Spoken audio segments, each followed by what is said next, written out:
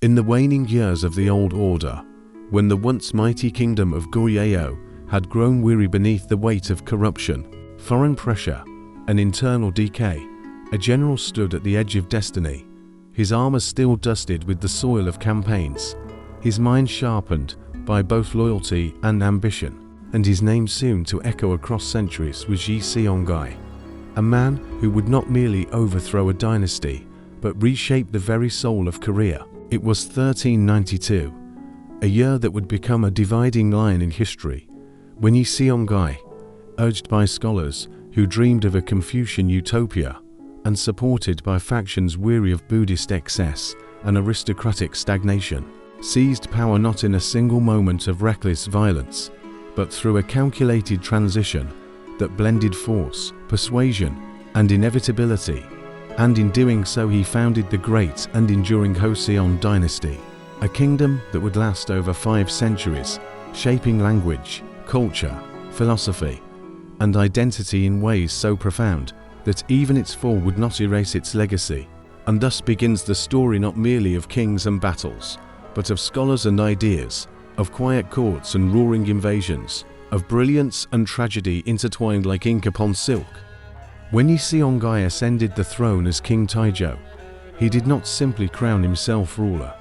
He envisioned a complete transformation of society, guided by the teachings of Confucius, whose philosophy would replace the Buddhist dominance of Goryeo with a new ideological foundation rooted in hierarchy, duty, moral governance, and intellectual discipline. The capital was moved to Hanseong modern day, Seoul carefully chosen for its geomantic harmony, surrounded by mountains that seemed to cradle the city like a natural fortress, while within its walls rose palaces such as Gyeongbokgung, a symbol of royal authority and cosmic order, where the king ruled not merely as a monarch, but as the moral center of the universe. Yet even at its birth, Joseon was not free from intrigue, for the question of succession soon plunged the court into turmoil, as princes schemed and factions formed, culminating in the bloody struggles between Taejo's sons, particularly the ambitious Shibangwon, who would seize power through ruthless purges, eliminating rivals and consolidating authority with a cold determination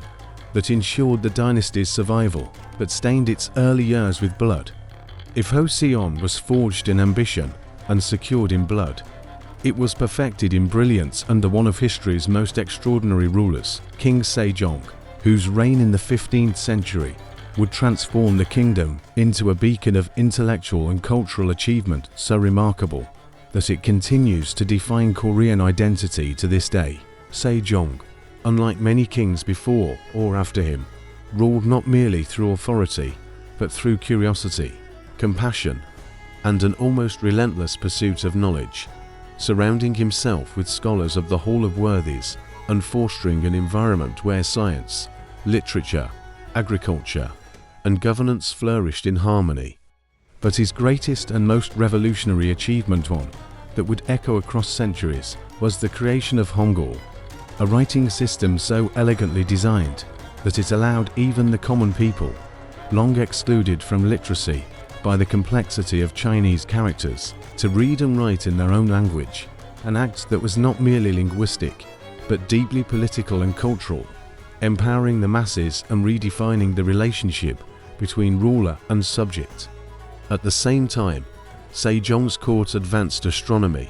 developing instruments to track the heavens, improved agricultural manuals to increase food production, and strengthened military defenses along the northern borders, where threats from Jurchen tribes required constant vigilance, demonstrating that even in an age of enlightenment, the realities of power and survival could never be ignored. As centuries passed, Joseon became a kingdom governed not only by kings, but by scholars, the Yangban elite, whose mastery of Confucian texts granted them power, prestige, and influence within a rigid social hierarchy that divided society into clearly defined classes.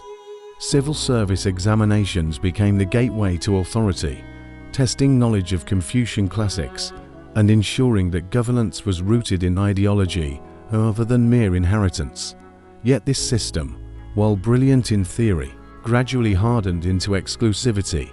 as powerful families monopolized positions and factionalism began to fracture the court into competing groups, each claiming moral superiority while maneuvering for influence. Behind the serene image of Confucian order, intrigue simmered constantly as scholars debated philosophy with the same intensity that generals fought wars, and kings often found themselves caught between factions whose loyalty could shift like shadows, turning the court into a battlefield where words were weapons and ideology was power. In 1592, the illusion of stability shattered with terrifying suddenness when the warlord Toyotomi Hideyoshi, a massive invasion of Korea, seeking to use it as a bridge to conquer China, and in doing so unleashed the devastating conflict known as the Imjin War. The Japanese armies advanced with terrifying speed, capturing Seoul and pushing deep into the peninsula, their firearms giving them a deadly advantage over Korean forces,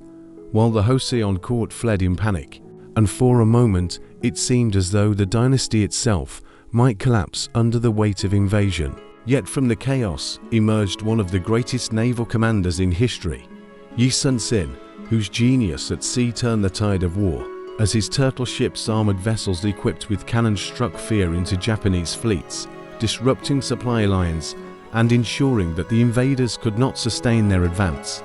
Meanwhile, Ming China intervened, sending troops to support Joseon, and together they pushed back against the invaders in a brutal struggle marked by sieges, scorched earth tactics, and immense suffering among civilians, until finally, after years of devastation, the war ended in 1598 with the withdrawal of Japanese forces. But victory came at a terrible cost, for Korea lay scarred, its cities burned, its population diminished, and its confidence shaken, yet the dynasty endured, proving that even in its darkest hour, it could survive. In the aftermath of the war, Joseon turned inward, adopting a policy of relative isolation that earned it the later nickname, the Hermit Kingdom, as it sought to preserve its culture and stability in a world that seemed increasingly dangerous and unpredictable. This isolation, however, was not absolute, for Joseon maintained tributary relations with China, first under the Ming and later the Qing, navigating the complex politics of East Asia with careful diplomacy, even as internal challenges continued to test the kingdom's resilience. Famine, corruption, and periodic uprisings revealed the limits of the rigid social order, while factional struggles within the court weakened central authority, creating a tension between tradition and the need for reform that would only grow more intense with time. By the 19th century, the world beyond Korea's borders was changing rapidly as Western powers and Imperial Japan expanded their influence across Asia, bringing with them new technologies, ideas, and demands that Joseon could no longer ignore. Attempts at reform were often stifled by conservative factions, while peasant uprisings, such as the Donghuk Rebellion, reflected widespread dissatisfaction with inequality and corruption, signaling that the old order was beginning to fracture under the pressure of modernity. Japan, having transformed itself into a modern imperial power, increasingly targeted Korea, viewing it as both a strategic necessity and a symbol of regional dominance. And despite efforts by Korean reformers to strengthen the state, the imbalance of power grew ever more apparent. In 1897, in a final attempt to assert independence and modernize, King Sejong proclaimed the Korean Empire, marking the formal end of the Joseon Dynasty. Yet this transformation, though bold in intention, could not reverse decades of decline and external pressure. By 1910, Japan formally annexed Korea, bringing an end not only to the empire, but to centuries of independent rule. As the land that had once been shaped by Confucian ideals and royal authority fell under colonial domination, its sovereignty extinguished but its identity enduring. Though the Joseon dynasty ended in political terms, its legacy did not fade, for it had shaped Korea's language, culture, governance, and worldview in ways that continue to resonate, from the enduring use of Hangul to the deep influence of Confucian values in social relationships and education. It was a dynasty of contradictions, rigid, yet innovative, isolated yet deeply connected to regional dynamics, peaceful in philosophy, tested by war. And within those contradictions lies its enduring fascination, for it tells the story merely of rulers and events, but of a civilization striving to balance order and change across centuries. The story of Joseon is not one of simple rise and fall, but of endurance, transformation, and legacy, a narrative that stretches across more than 500 years, filled with moments of brilliance and tragedy, of wisdom and conflict, of stability and upheaval. From the ambitions of Yi Seongai to the genius of Sejong the Great, from the desperate battles of the Imjin War to the quiet struggles of scholars and peasants alike, the dynasty's history unfolds like a vast tapestry, each thread contributing to a story that is as complex as it is compelling. And though the palaces of Seoul no longer house kings, and though the dynasty itself has long since passed into history, its spirit endures in language, in tradition, in memory, whispering across time as a reminder that the greatest legacies are not those that conquer the world, but those that shape the hearts and minds of generations.